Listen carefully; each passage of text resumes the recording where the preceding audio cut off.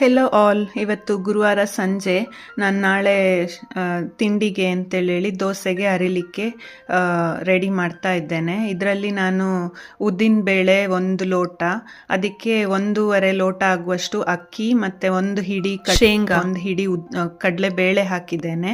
ಇದನ್ನು 4 ಗಂಟೆ ನೆನೆಸಿ ಅರ್ದು ಇಟ್ಕೊಂಡಿದ್ದೇನೆ. ಇದೀಗ ರಾತ್ರಿ ಇಡೀ ಫರ್ಮೆಂಟ್ ಆಗ್ತದೆ.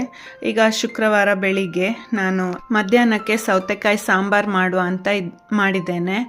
ಇದಕ್ಕೆ ನಾನು ಹಸಿಮೆಣಸು ಹಾಕಿ ಸಾಂಬಾರು ಮಾಡಿದ್ದು. ಅದೇ ಸೌತೆಕಾಯಿ ಸಿಪ್ಪೆಯಿಂದ ಚಟ್ನಿ ಮಾಡಿದ್ದೇನೆ ದೋಸೆಗೆ. ಈಗ 2ಕ್ಕೆ ಸಹ ಒಂದು ಒಳ್ಳೆ ಒಗ್ಗರಣೆ ಹಾಕಿಕೊಳ್ಳುವ. ಆಮೇಲೆ 7:15 ಆಗ್ತಾ ಬಂತು. ಎಲ್ಲರಿಗೆ ದೋಸೆ ಎಲ್ಲ ಹಾಕಿಕೊಡುವ. ಕಾಫಿ ಬಿಸಿ ಬಿಸಿ ಕುಡಿಬೇಕಂತೇಳಿ ಮಾಡಿಡ್ತೇನೆ. ಆದರೆ ಒಂದು ಅಂತ ಕೆಲಸ ಆಗಬೇಕಾದ್ರೆ ಕಾಫಿ ಎಲ್ಲ ತಣ್ಣಗಾಗ್ತದೆ. ಮತ್ತೆ ಲೋಟವನ್ನು ಗಟ ಅಂತ ಕಾಫಿ ಕುಡಿದು ಕೆಳಗಿಡುದು ಅಷ್ಟೇ. ಈಗ ನೋಡಿ, ಹುಳಿಗೆ ಸಹ ನಾನು ಒಂದು ಒಳ್ಳೆ ಹಿಂಗಿದ್ದು ಒಗ್ಗರಣೆ ಹಾಕ್ಕೊಳ್ತಾ ಇದ್ದೇನೆ.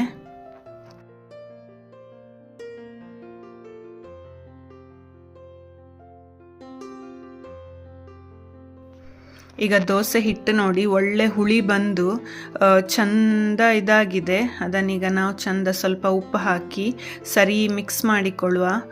ಅದನ್ನು ದೋಸೆ ಹಿಟ್ಟಿದ್ದು ಕನ್ಸಿಸ್ಟೆನ್ಸಿಯನ್ನು ಸರಿ ಮಾಡಿಕೊಳ್ಳುವ, ಒಂಚೂರು ನೀರು ಹಾಕ್ಕೊಂಡು. ಆಗ ನಮಗೆ ದೋಸೆ ಬಿಡಿಸಲಿಕ್ಕೆ ಒಳ್ಳೆಯದಾಗ್ತದೆ.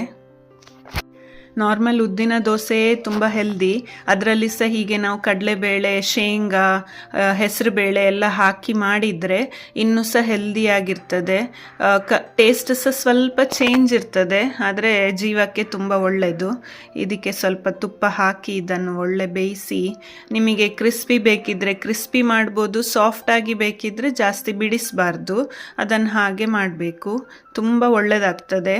ಅದು ಸಹ ಈ ಸೌತೆಕಾಯಿ ಸಿಪ್ಪೆದ್ದು ಚಟ್ನಿ ಒಟ್ಟಿಗೆ ಈ ದೋಸೆ ಇನ್ನೂ ಸಹ ರುಚಿಯಾಗಿರ್ತದೆ.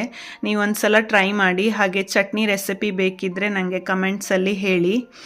ಹಾಗೆ ನನ್ನ ಚಾನಲ್ಗೆ ಸಬ್ಸ್ಕ್ರೈಬ್ ಮಾಡಿ. ಹೀಗೆ ಇನ್ನೊಂದು ಮಿನಿ ವ್ಲಾಗ್ ಒಟ್ಟಿಗೆ ಮತ್ತೆ ಬರ್ತೇನೆ. Take care.